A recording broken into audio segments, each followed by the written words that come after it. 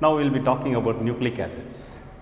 All of us have heard about nucleic acids, and nucleic acids are one of the most important biomolecules. Nucleic acids are the most essential important constituent of the cells and specifically the nuclei. Now, nucleic acids are considered as biopolymers, that is biological molecules which exist in the form of polymers. All of us know what a polymer is. Polymer is any group of compounds where an individual unit is continuously repeated, and the speciality of any polymer is the starting material and the final product have got totally different properties. So, here in the case of nucleic acids also, it is a biopolymer. Normally when you talk about polymer, when you break it, we get monomers, and monomers generally are molecules. But in the case of nucleic acids, here this has a big difference. When you break down nucleic acids, we do not get individual molecules, we get units.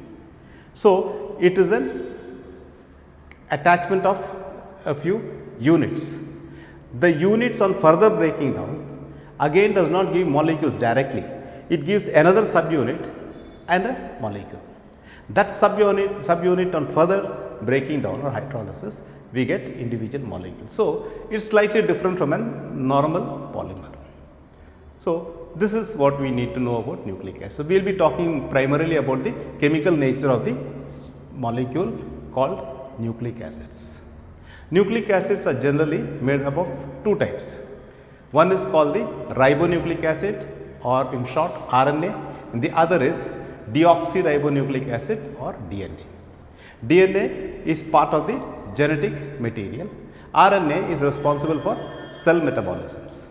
So, these have got very important use in the cell growth, cell multiplication, cell replication. So, we are interested in focusing on the chemical structure of nucleic acids. Or as I said earlier, when you break down a nucleic acid or when it is made to undergo hydrolysis, we do not get individual molecules, we get a subunit, you get a unit. This unit on further hydrolysis or breaking down, you get a subunit and a molecule of phosphoric acid. And the subunit on further breaking down, you get a sugar molecule, and along with it you get a base. The base is a nitrogen contained heterocyclic molecule. So, we start the other way around, we can say that the base, nitrogen containing cyclic base, combines with a sugar. This is the subunit, and this unit is called a nucleoside. So, the combination of a base and the sugar molecule is called the nucleoside. This nucleoside further combines with phosphoric acid, and this unit is called the nucleotide. Large number of nucleotides combine to form the nucleic acids. So, we can say that nucleic acids are polymers of nucleotides. Nucleotides are made up of phosphoric acid, a sugar molecule and a base. Nucleoside is made up of the sugar molecule and the base. So, this is the basic information that you require. Okay. So, we have got nucleic acids are made up of nucleotides, that is they are polymers of nucleotides. Nucleotide on breaking, you get nucleoside and phosphoric acid. Nucleoside and further breaking down, you get what?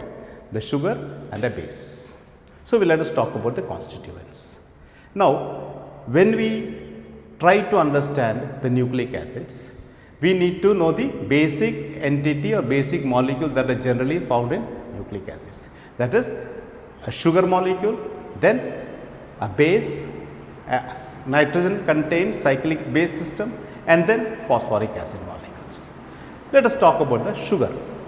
Sugar, as all of us know, we have got pentose sugar, you have got hexose sugar, depending upon the ring size. Here in nucleic acids, the sugar is a pentose sugar, and the pentose sugar is a 5-membered oxygen containing ring, and a 5-membered oxygen containing ring is normally referred to as furans, and therefore it is called the furanose rings. So, here the main sugar that is normally found in nucleic acid is ribose sugar. It is a pentose sugar, and the ribose sugar molecule which is a 5-membered oxygen containing ring system, is the essential sugar found in both nucleic acids, the RNA and DNA. What is the difference? In RNA, it is the ribose sugar acetate, whereas in the DNA, it is deoxyribose. What do you mean by deoxy? That is, one oxygen is less. In a ribose sugar molecule, in the ring structure, there are 4 OH groups, and one of the oxygen of an OH group is removed. This sugar is called deoxyribose. As I said earlier, there are 4 OH groups. Which oxygen? The second carbon's oxygen. So, it is normally referred to as the 2-deoxyribose sugar. So, the RNA has ribose sugar and DNA has the 2-deoxyribose sugar. That is the basic difference, and the name again is derived from the type of sugar. If it is ribose sugar, ribonucleic acid. If it is the deoxy, then it is called the deoxyribonucleic acid, RNA and DNA. Okay, this is the first difference. Next, you are going to talk about, understand about what? The bases. The bases that you normally find in nucleic acids are 2 types, that is, they belong to 2 different classes. The 2 classes of sugars bases that we find is the purine base and the pyrimidine base. Purine base is a 6-membered ring system. Sorry, purine base is a 6-membered ring fused to a 5-membered ring system, whereas the pyrimidine base is a 6-membered ring system. So, the 2 types of base that you normally find in nucleic acids is the purine base and the pyrimidine base. Purine bases are adenine and guanine. You can see from the structure the difference between adenine and guanine. There is only a very small difference, but that is very essentially necessary for you to remember because it may be asked. So, the 2 purine bases are adenine and guanine. Next, pyrimidine bases. Pyrimidine bases, the 3 important pyrimidine bases that we come across in nucleic acids is cytosine, uracil and thymine. Cytosine, uracil and thymine. These are the 3 important bases that we, pyrimidine bases that we normally encounter in the nucleic acids.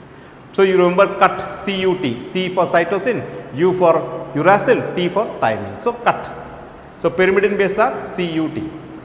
Okay. So, these are the 2 classes of bases that we normally see in the nucleic acid, the purine bases and the pyrimidine bases. Now, when we examine the structure of the nucleic acids, we find the RNA and DNA not only differ with respect to the type of sugar, that is whether it is ribose sugar or 2-deoxyribose sugar, they also differ with respect to the type of bases that are normally found in the nucleic acids. Now, for example, in the case of DNA, the bases that you normally find are adenine, thymine, guanine, cytosine. So, these are the 4 bases: adenine, thymine, then what? Guanine, cytosine. These are the 4 bases that we normally come across in DNA. In RNA, instead of thymine, you have uracil. So, that is the difference. The other 3 are same. Instead of thymine, you got uracil. So, that is another important difference between DNA and RNA. They differ with respect to the type of sugar. They also differ with respect to the type of bases that are found in the molecule. So, these are 2 important differences that you can say about RNA and DNA. Now, the next molecule that is present in all the nucleic acid is phosphoric acid. Phosphoric acid is H3PO4, and you can look at the structure, you can easily remember it is a trihydric acids, that is P 3 OH groups plus a double bond O. That is the structure of phosphoric acid, P double bond O, OH, OH and OH. This is phosphoric acid. So, these are the 3 main ingredients of all nucleic acids: the sugar, the base and the phosphoric acid molecule. From here, we are going to generate the structure of nucleic acids. Okay. This is the basic information that you need to synthesize or form the structure of the nucleic acid. Now, we can again recover the entire way in which a nucleic acid is formed. So, the 3 components are A, the sugar, B, phosphoric acid, C, the nitrogen containing organic bases. As we said earlier, the sugar could either be ribose or it could be 2-deoxyribose, depending upon whether it is RNA or DNA. Then phosphoric acid molecules required. In addition, there are the nitrogen containing bases. As we said earlier, there are two types of bases. One is called the purine bases, the other is the pyrimidine base. Structurally, the purine base is a 6-membered ring fused with a 5-membered ring. And when we check the structure of the purine bases, you will find, starting from the 5-member carbon ring, it has a nitrogen. You can see very easily that nitrogen is alternatively placed. You have N, then a C, then an N, then a C, then N, again C, again N. So you can rather remember the structure easily. Okay, alternatively there is nitrogen and carbon in the ring. And the top carbon, you have got an NH2 in the case of adenine. And when you check in the case of guanine, on the top, instead of NH2, you have a C double bond O, and between the two nitrogens on the 6-member ring, you got an NH2 amine group. So that is the difference between adenine and guanine. Adenine has an NH2 at the top carbon. In guanine, you got a C double bond O, and the NH2 is between the two nitrogens of the 6-member ring. Similarly, in the pyrimidine bases, is a 6-membered nitrogen contained organic base. Again, the structure you can very easily find out. This is common thing in the structure. You find the 6-membered ring, you have an N C double bond O N. It is same in all the 3 bases. You find an N C double bond O, then an N in the cytosine, uracil and thymine. Now what is the difference? In cytosine you got an NH2 at the top carbon. In uracil as well as in thymine, instead of the NH2 you got a C double bond O. In addition, in the case of thymine, you have got a CS3 on the adjacent carbon. So when you check the structure, you can remember it very easily. The 3 pyrimidine bases, cytosine, uracil and thymine, in common I have got an NC double bond O N in the ring.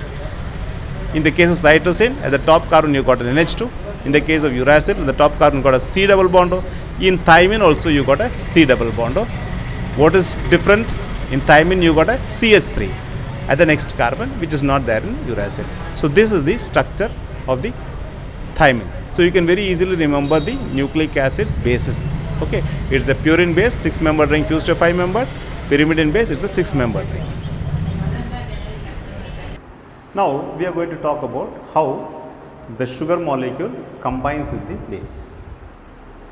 I am going to talk about the 2-deoxyribose sugar, because the same applies for the ribose sugar also. Let us focus on DNA, and therefore we are going to talk about the 2-deoxyribose sugar. As you see from the structure, the 2-deoxyribose sugar has at the second carbon, both the bonds are hydrogens, one oxygen is less.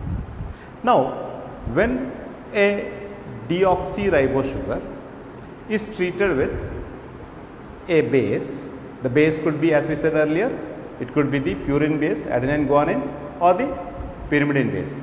Okay, it could be cytosine or thymine. Now, one of these bases first combine with the sugar molecule. It combines at the C1 carbon. You can find from the structure that all the bases has one NH. The nitrogen, which is part of the ring, there is an NH. The hydrogen and the first carbon's OH oxygen removes a molecule of water, and the base now forms a new bond with the C1 carbon of the ribose sugar. Okay, this is the point of attachment of the base. The base, whatever it is, whether it is the purine base or the pyrimidine base, combines with the C1 carbon, resulting in the formation of the molecule, which is a sugar, the ribose, and the base. It could be adenine, guanine, whatever it is. This unit of the sugar and base is referred to as the nucleoside. Here, even while naming it, we accordingly name it. If it is the ribose sugar or the 2-deoxyribose sugar with adenine, it is called 2-deoxyadenosine or just adenosine. If it is guanine, it is called guanosine. If it is cytosine, it is called cytidine. If it is thymine, it is called thymidine. And if it is uracil, it is called uridine. So this is the nucleoside. That is how the nucleoside is named. So, if it is adenine and the 2-deoxyribose sugar, it is called 2-deoxyadenosine. Okay, this is the way the nucleoside is named. So, the first combination is the sugar with the base at the C1 carbon of the sugar. So, this is the first binding. Subsequently, these nucleoside molecules then combine with the phosphoric acid molecule. As we said earlier, what is the structure of phosphoric acid? P double bond OH, OH and OH. This phosphoric acid molecule now combines with the nucleoside. Now, C1 carbon has the base, C2 carbon is HH. The next carbon that is left is the C3 carbon. So, the phosphoric acid now combines with the C3 carbon OH. It is a base, sorry, it is the alcohol of the sugar and the acid. We know alcohols and acids combine to form esters. Because it is phosphoric acid, it is called a phosphoric acid ester. So, a molecule of water is eliminated and with the C3 carbon you have the phosphoric acid binded. So, now you get a nucleotide. So, nucleotide is what? A combination of the nucleoside plus the phosphoric acid. The entire nucleotide, when you examine, you can say C1 carbon has the base, C3 carbon has the phosphoric acid. Now, what is left in the phosphoric acid is P double bond OH and one more OH. This unit is called as nucleotide. So, nucleotides further combine together to form long chains of the nucleic acid. Now, this is the next important thing. So, we made the nucleoside, from the nucleoside with phosphoric acid we made the nucleotide. Now, large number of nucleotides combine together to form the long chain molecule called the nucleic acid. Now, when a nucleotide comes close to another nucleotide molecule, what happens then? Here, the phosphoric acid of one nucleotide, which is attached to C3 of the sugar molecule, this now forms a bond with the fifth carbon CH2OH of the second molecule's ribose sugar or the deoxyribose sugar. So, you got the first nucleotide which has the C1 base, the sugar molecule, at its C3 you got a phosphoric acid. This phosphoric acid then combines with the C5 of the second nucleotide molecule of the deoxyribose, resulting in formation of the new ester formation. Correct? So, we can say that one phosphoric acid simultaneously with the C3 carbon binds with the sugar molecule of one nucleotide, and the same phosphoric acid combines with the C5 carbon of the second sugar molecule. So, we can say that the phosphoric acid, one molecule binds with the C3 of the first one sugar molecule and C5 of the second sugar molecule. And that is why we say that the phosphoric acid is considered to be the backbone of the nucleic acid. So, always remember, one phosphoric acid forms an ester linkage with the C3 of one sugar molecule, and the same phosphoric acid forms another ester linkage with the C5 of the second sugar molecule. So, a phosphoric acid is a diester, and this phosphoric acid combines. Now, look at the phosphoric acid molecule, what is left behind? A P double bond O and one OH is left behind. So, we can say that there is a base at C1, then you have got what? The sugar molecule, then you have got a phosphoric acid at the C3, this phosphoric acid is C5 of the second sugar molecule, which also has a base in the C1, that second sugar molecule has a phosphoric acid C3, that again with another molecule at C5. So, that is how the long chain combined forms. So, phosphoric acid is considered to be the backbone of the nucleic acid, because simultaneously it is binding with sugar molecule and then extending the chain to one. So, this is called the nucleotide pattern, which makes the long molecule called nucleic acid. So, depending upon the bases, depending upon the sugar, you got RNA and the DNA. So, this is the most important thing. You can always remember, C1 has the base, C3 has a phosphoric acid, the same phosphoric acid is connected to the next glucose molecule, sugar molecule, ribose molecule at the C5. So, this is the basic structure of nucleic acids. Now, it was found out that nucleic acids in the case of DNA was a double helical structure. Now, in this double helical structure, the two strands of the nucleic acids is interwoven one from the top to the bottom, the other from bottom to the top. These two strands, independent strands, they are held together by the bases. Actually, the bases, they come face to face, and the face to face bases should be perfectly structurally matching. That's what we call as the complementary base pair, because when adenine comes opposite to thymine, there is a possibility of 2 hydrogen bond between them. Similarly, when guanine comes opposite to that of cytosine, then there are 3 hydrogen bonds. Therefore, this is called the complementary base pair. So it is an AT-GC base pair, where AT has 2 hydrogen bonds and GC has 3 hydrogen bonds. So this pair holds the 2 strands together. So the A strand and B strand are oppositely woven around an axis, and they are double helix in nature, and the 2 strands are held together by hydrogen bond. The major information of the structure of DNA was obtained from 1950s. An English scientist, Mrs. Rosalind Franklin, took DNA crystals and passed X-rays on it and got the image, 5 images of the DNA structure, which was a double helical structure that she got. Subsequently, another group of scientists, Francis Crick and James Watson, also worked on it, and they too arrived at the same conclusion like Rosalind Franklin, that it was a double helical strand which was the structure of DNA. So these 2 independent works gave the main structure of the DNA. Subsequently, Crick, Watson, along with another scientist called Maurice Wilkins, got the Nobel Prize for this double helical structure of DNA. So this was the major thrust for the structure of DNA. So they came out with the conclusion that it was a double helical structure of 2 strands, polymer strands of the nucleic acids, which were held together by a very unique complementary base pair which held them together. So they also came out with the main idea about the structure, where it comprises of a deoxyribose sugar in the case of DNA and a ribose sugar in the case of RNA, and the 2-deoxyribose was the sugar of the DNA molecule, along with the phosphoric acid and the bases.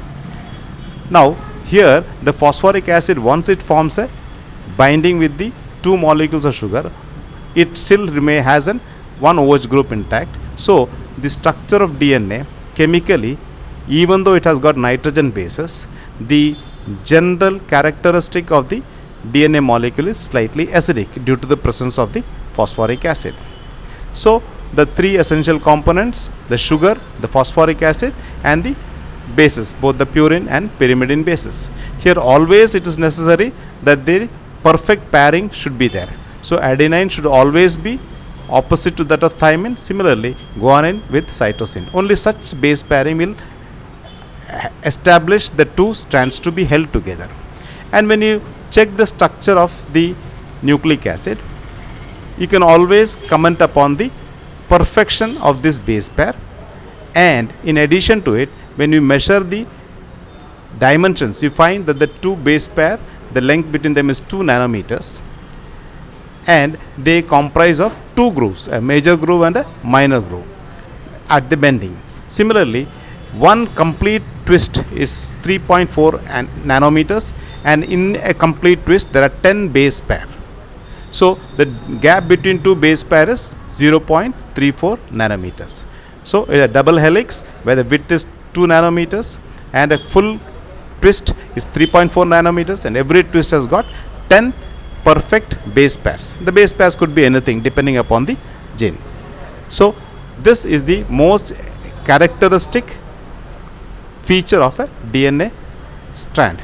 And the phosphoric acid is the hydrophilic part which is pointing out, and the base pair forms the central core of the nucleic acid, and this central core is the hydrophobic part. So it has an hydrophilic part as well as an hydrophobic part. So this double helix are held together by the hydrogen bond between the complementary base pair.